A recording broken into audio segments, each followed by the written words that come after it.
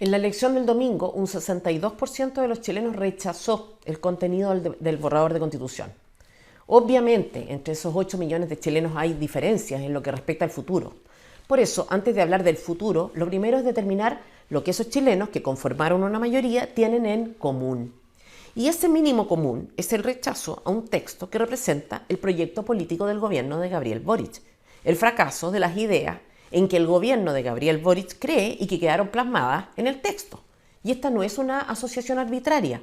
En el momento mismo en que Boric y su gabinete vincularon expresamente su programa de gobierno a la aprobación del nuevo texto y jugaron un rol activo en la campaña del apruebo, ratificaron por la vía de los hechos que se sentían identificados y satisfechos con las ideas a las que la mayoría de los chilenos le dijeron que no. Pues bien, ese significado mínimo y transversal del voto rechazo al proyecto político del Frente Amplio y el Partido Comunista, constituye a su vez un mandato para la clase política, para el gobierno, el Congreso, los partidos políticos. Los obliga a actuar en consecuencia, tiene derivadas prácticas, como ocurre siempre que hay elecciones. Unos pierden, otros ganan, otros se reeligen, etc. Y hay movimientos, cambios, reacciones coherentes en torno a los resultados. Ahora bien, lo primero que se espera de lo ocurrido el domingo es que el gobierno reconozca la derrota. Y no me estoy refiriendo a lo obvio, a admitir lo evidente, ¿no es cierto? Me refiero a actuar en consecuencia. Los chilenos tienen el derecho y el gobierno el deber de renunciar, al menos mientras termina su mandato, a la implementación de su proyecto político tal y como estaba contenido en el borrador.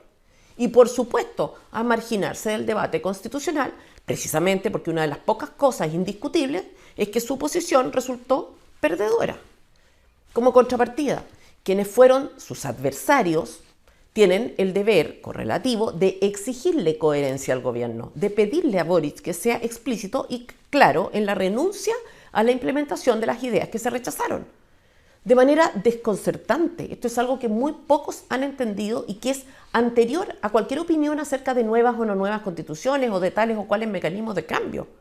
Es inaceptable que los derrotados pretendan liderar algo y se atrevan incluso a hablar de una nueva constitución sin referirse a los contenidos, porque tanto las constituciones como los mecanismos son instrumentos y el problema que tenemos es el de fondo, de contenidos. ¿Renuncia el gobierno de Boric a la plurinacionalidad, a los sistemas de justicia indígena, a los derechos sociales como sistemas únicos controlados por el Estado? Porque ese tipo de cosas fueron las que hicieron que los chilenos dijeran ¡basta!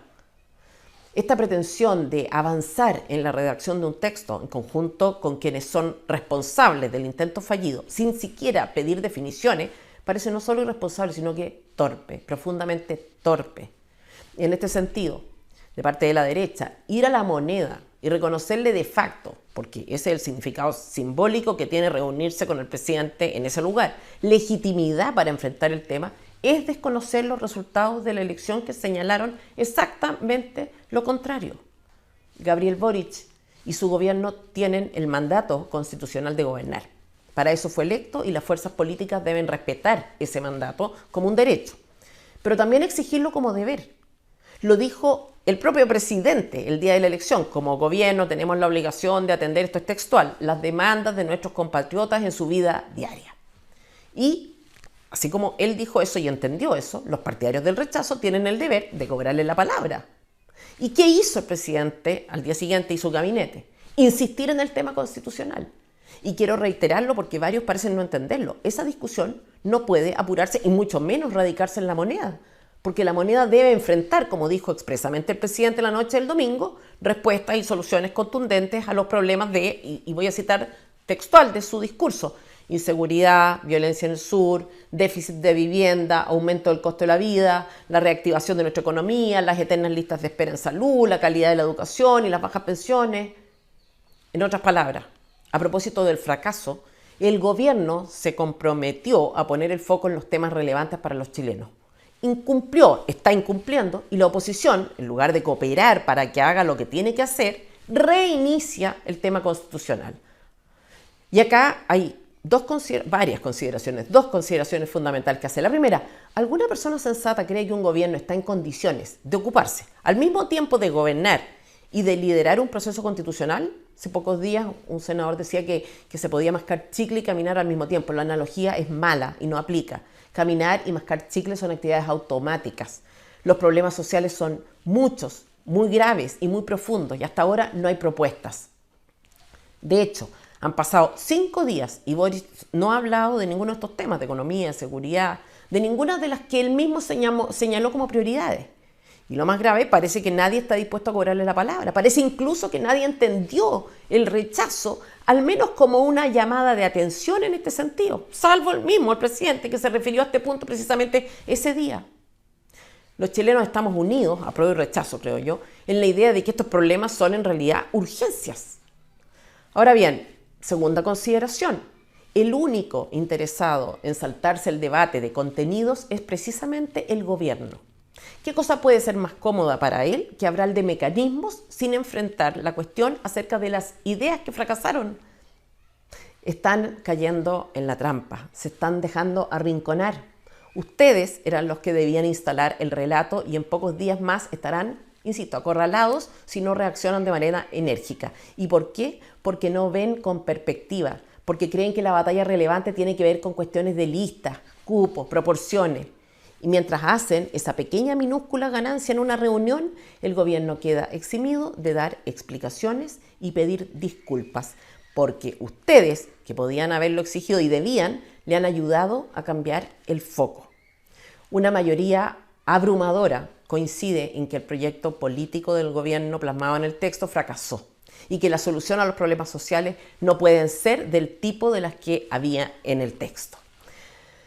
Ese es el piso, el fundamento a partir del cual es posible avanzar.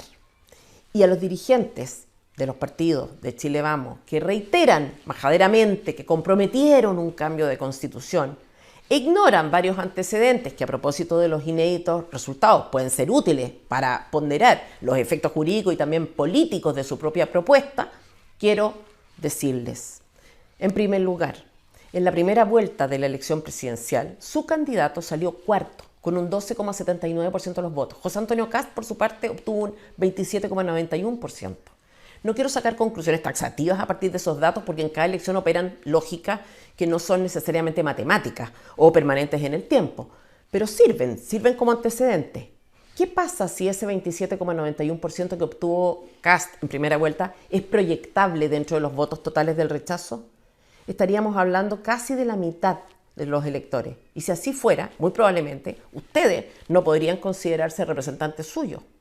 En segundo lugar, lo que es evidente y creo que indiscutible es que ese 62% los excede a ustedes y a cualquier sector político. La pregunta es si por el hecho de haber presentado una propuesta, ¿cuántos se habrán enterado o la habrán leído siquiera?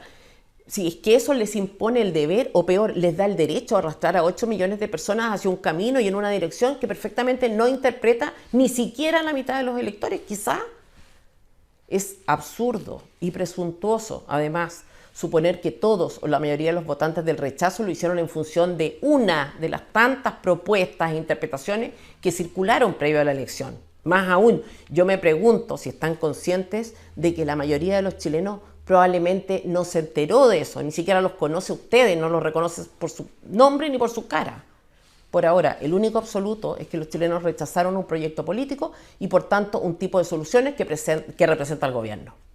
Ahora, incluso si entienden su propia propuesta como las tablas de la ley y creen que no hay razón o razones para reevaluar la propuesta a pesar de que el resultado supera con creces las expectativas hasta de los más optimistas, eso no los exime del deber de hacer presente el fracaso del gobierno, de su ideología, exigir que se haga cargo de los compromisos que adquirió en segunda vuelta y el mismo día del plebiscito, condicionar cualquier discusión a las determinadas circunstancias e incluso a la discusión previa de contenido, por lo menos.